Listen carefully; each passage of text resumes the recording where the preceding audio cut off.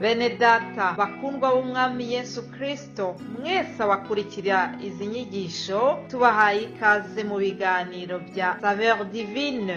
Ibi biganiro mu bitegurirwa n'abavugabutumwa bwiza batandukanye, akaba ari umuhamagaro ugendera ku ijambo ry'Imana byanditse mu gitabo cy'ubutumwa bwiza uko bwanditswe na Matayo ibice 24 umurongo wa 14. Kandi ubutumwa bwiza bw'ubwami buzigishwa mu isi yose ngo bube ubuhamya bwo guhamiriza amahanga yose, nibwo imperuka izahera ko ize. Ibi biganiro mubikurikira ku channel ya YouTube yitwa Saveur Divine. Tubifurije kugubwa neza. Imana Data ari nayo So ibaha umugisha.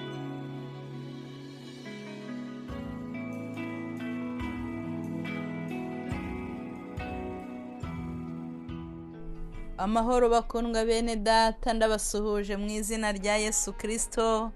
Amahoro y'Imana nabane namwe. Mfite ishimwe rinini cyane ry'uburinzi bw'Imana bwabanye nanjye kandi bukomeje kubana nanjye n'umuryango wanjye wose. Ndanezerewe mu mutima, ndayishimye kubw'umwuka mpumeka. Numva ari ishimwe nsize imbere aya masaha mbere yuko ngira icyo mvuga. Ntabwo tujya tubiha agaciro, ariko uzabimenya uburyo umwuka duhumeka ufite agaciro. Nujya kwa muganga ukabona umuntu ari kuri bomboni, uzamwegera umuganiriza umubaza amafaranga ariha cyangwa umuryango we. Shimye Imana kubw'umwuka duhumeka. Imana iguha umugisha wowe unyumva, ndagusuhuje nawe ufatikanye nanjye gushima Imana kubw'umwuka Imana iguhaye wo guhumeka. Nubwo waba ubabaye, nubwo waba urwaye, nubwo waba ufite intambara, ariko ushima Imana kuko igutije impano y'ubuzima ukaba ugihumeka. Rero ndi Odette Kandama mu kiganiro Saveur Divine. Turimo turaganira muri kino cyumweru ku magambo yanditse mu gitabo cya Daniel, umuhanuzi Daniel. Ni ibice 3 umurongo wa 29 ahasoza huwo murongo havuga ngo kuko nta yindi mana ibasha gukiza bene aka kageni.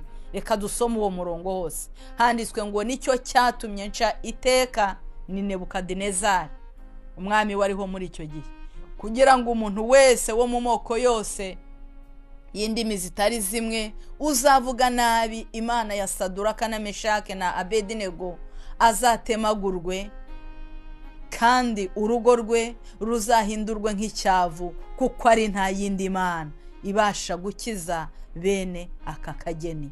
Bakundwa bene data, narinje kukubabwira ngo niwubaha Imana bizatuma Imana yubahwa mu mahanga. Wowe wamenye Imana, wowe wabaye umwana w'Imana, nuyubaha bizatuma yubahwa n'abanyamahanga. Imana y'amahoro nibaha umugisha, niduhana umugisha muri uyu mwanya. Ni inkuru y'abahungu b'abanyagano. Umwe ni Daniel, undi ni Meshake, undi ni Saduraka, undi ni Abedinego. N'abahungu 4 b'abanyagano banyaze muri Isiraheli babajyana i Babuloni, babavana aho bavugaga Imana, aho bari baramenyereye kubaha Imana, bari muri comfort, barabanyaga babajyana i Babuloni ahatavugwa Imana. Ariko nshuti bakundwa, ndashaka kubabwira ikintu cyabaye. Iyi ngiyi ni inkuru y'aba bahungu 3. Daniel hano ntarimo kuko we yaje guhura n'ikigeragezo cye. Buri wese agira iki, buri wese ajya agira ikigeragezo cye ahura nacyo. Bari bafite ibyo bahuriyeho nkuko natwe twese tugira ibyo duhuriyeho. Hahandi Bibiliya yatubwiye ko nta n'ikigeragezo gihari kitari rusange mu bantu. Bagize ibigeragezo bahuriraho byo kugeragezwa bose muri rusange, ariko igihe kiragera buri bose baza kugira ikigeragezo cyabo ku giti cyabo. Aba 3 bajugunywe mu itanura ry'umuriro. Bazize iki? Bategetswe kuramya igishushanyo. Baravuga ngo ntacyo tuzaramya. Baramaramaza mu mutima. Bamaze kujugunywamo, kuko bamaramaje kubaha Imana no kuyubahisha, Imana ibatanga mu itanura ry'umuriro bagambiriye kujugunywamo. umwami yarategetse iryo tanura ngo baryenyegeze 7 kurusha uko ryari rimeze ryaka. Imana idufashe. Bihagazeho baravuga ngo tuzubaha Imana yo mu ijuru, tuzi ko ibasha kudukiza. Barangije baravuga ngo naho itadukiza ntabwo tuzaramye igishushanyo, tuzapfe ariko dupfe tukiyiringira. Niko Yobu nawe yigeze avuga, aravuga ngo naho napfa nzapfa nkiyiringira, sinzikuraho kuba inyangamugayo. Inshuti yanjye, aho kugira ngo upfe nabi waretse Imana, wapfa ariko ugapfa ukiranutse, ukazabana nayo mu bwami budashira. Bemeye guhamya Imana rero, Imana ibabanziriza mu itanura ry'umuriro, batabwamo ari 3. Umwami utegetse ko babatamo, Imana imuhumura amaso, abona ngo harimo umuntu wa 4. Aratangara arumirwa, kubera ko babahungu bubaka Imana. Baravuga ngo naho twatanga ubugingo bwacu ariko dupfe tutaramije ikigirwamana. Inshuti bakundwa, Bibiliya igivuga ngo umuntu nashaka kunkurikira yiyange ubwe, yikorera umusaraba aze ankurikire. Niko Yesu yavuze. Aravuga ngo kandi ushaka kurengera ubugingo bwe azabubura, ariko utazashaka kurengera ubugingo bwe ku bwanjye, ari Kristo bivuga, aravuga ngo uwo nguwo ni uzaburokora. Aba bahungu ntabwo bitaye ku magara yabo, ku bwa Kristo, kubwo guhamya Imana, kubwo kudahemuka, maze Imana ibana nabo irigaragaza.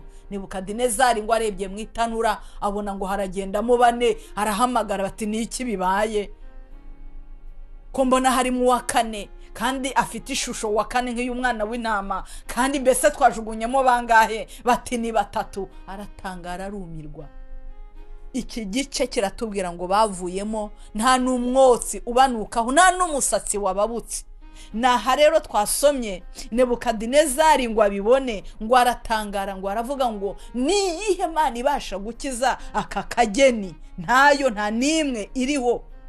Ageze hepfo rero ku murongo wakurikiyeho wa 30, haravuze ngo ibyo bishize umwami yogeza Saduraka na Meshake na Abedinego mu gihugu cy'i Babuloni.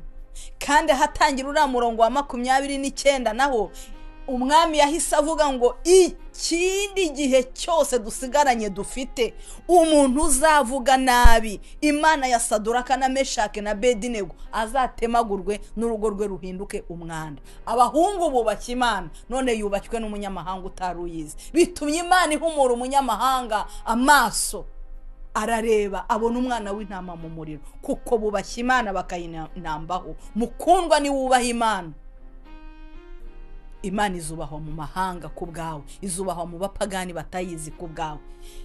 Daniyeli nawe niko byamugendekeye, nababwiye ngo buri wese agira icyo kigeragezo.